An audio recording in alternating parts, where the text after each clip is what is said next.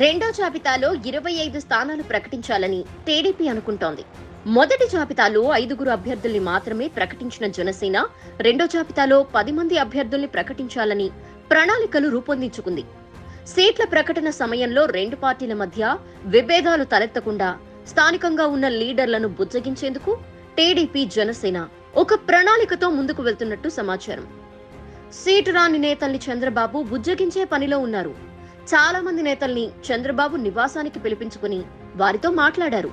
పరిస్థితులను వివరించి అర్థం చేసుకోవాలని కోరినట్టు సమాచారం.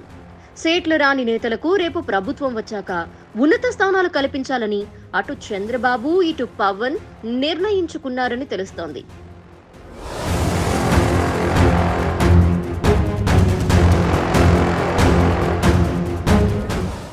బీజేపీతో పొత్తు ఖరారైతే కేంద్రం నుంచి కొన్ని హామీలు ఏపీ ప్రజానికానికి అవసరం ఉంది.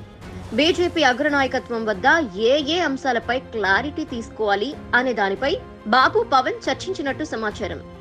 ఏపీకి సంబంధించి ముఖ్యంగా రాజధాని అమరావతి అంశం, విభజన సమస్యలు, వీటన్నింటిపై బీజేపీ హైకమాండ్ నుంచి ఒక క్లారిటీ, సానుకూల ప్రకటన ఇప్పించాలి అనేది చంద్రబాబు, పవన్ ఆలోచనగా తెలుస్తోంది.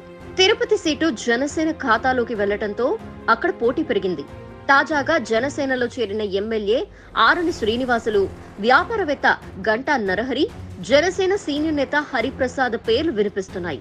ప్రకాశం జిల్లాకు చెందిన దివంగత మాజీ మంత్రి గొట్టిపాటి హనుమంతరావు మనవరాలు లక్ష్మి అదే జిల్లాలో దర్శి టికెట్ ని ఆశిస్తూ జనసేన నేతల్ని కలిసినట్టు తెలుస్తోంది.